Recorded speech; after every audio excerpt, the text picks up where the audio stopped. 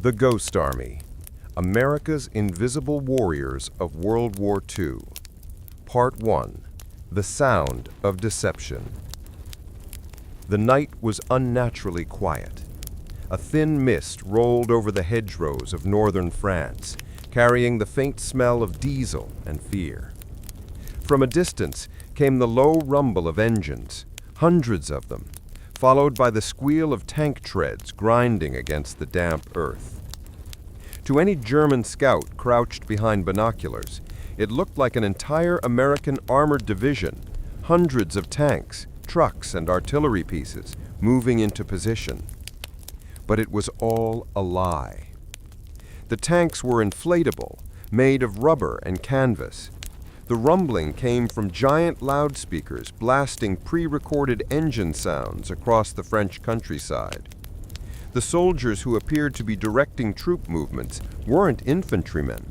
They were artists, set designers, and sound engineers. Their mission? To trick Hitler's army. These men were members of one of the strangest, most secretive units in U.S. military history. The 23rd Headquarters Special Troops, better known by the name history would later give them, the Ghost Army.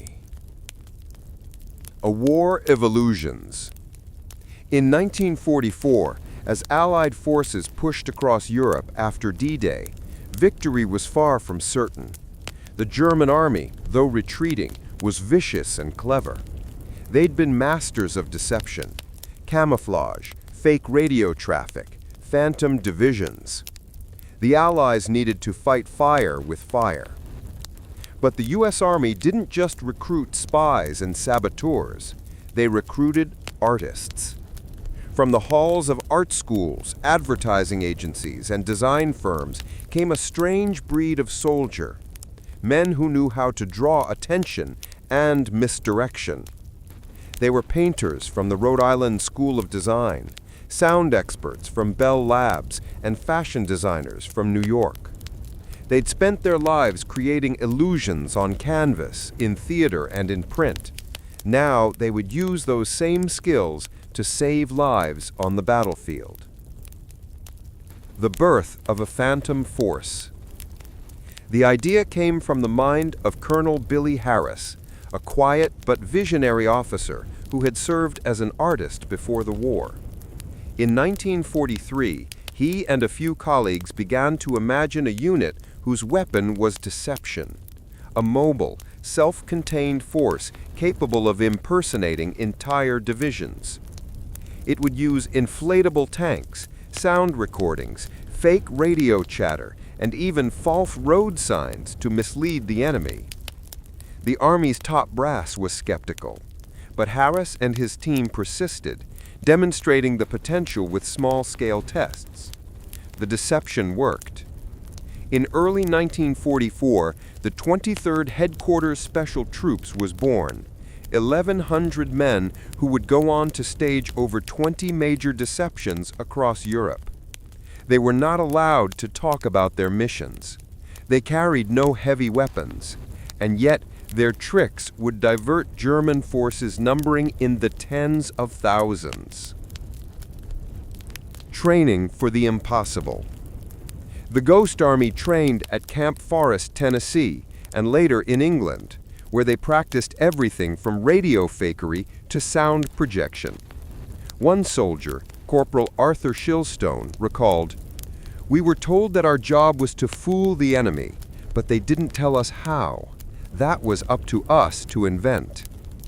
They experimented with inflatable tanks, designed by engineers from Goodyear and the U.S. Rubber Company. Each full-size Sherman tank weighed less than 200 pounds and could be inflated in minutes with an air compressor. From a distance or through reconnaissance planes, they were indistinguishable from the real thing. Then there were the sound engineers. Using massive amplifiers and speakers mounted on jeeps, they could project realistic combat noises up to 15 miles away. The recordings were made at Fort Knox by the engineers of the Army's Signal Corps. Authentic tank movements, truck convoys, construction sounds, even soldiers' banter. They could stage a division moving through the night without a single real tank. The radio operators perfected the art of mimicry. They studied the communication styles, slang, and call signs of genuine divisions, then transmitted false orders and messages that blended seamlessly into Allied networks. Together, they created an entire army out of thin air. Art meets war. Among the soldiers were men who would later become famous: Bill Blass, the fashion designer; Ellsworth Kelly, the painter; Art Kane, the legendary photographer. But in 1944, they were just kids in uniform, armed with paintbrushes, microphones, and rubber tanks. They painted unit insignias by hand, crafted fake headquarters out of plywood, and even faked generals' visits using actors in borrowed uniforms. One soldier later said, "We didn't fight with guns, we fought with imagination." Their motto was unofficial but fitting: "We deceive, therefore we are." The first Phantom Operation. Their first major mission came shortly after D-Day. The real 6th Armored Division was being moved secretly, and someone had to convince the Germans it was still near Normandy. Enter the Ghost Army. They inflated hundreds of dummy tanks, parked fake trucks along visible roads, and blasted recordings of armor moving into position. For added realism, they even built fake laundry lines, because spies knew how many men were in a unit by how much laundry they saw. The deception worked perfectly. German reconnaissance reported a massive armored buildup where none existed. The real division slipped away undetected. These artists were saving lives by pretending to be soldiers they weren't, and they were risking their own lives to make the illusion believable.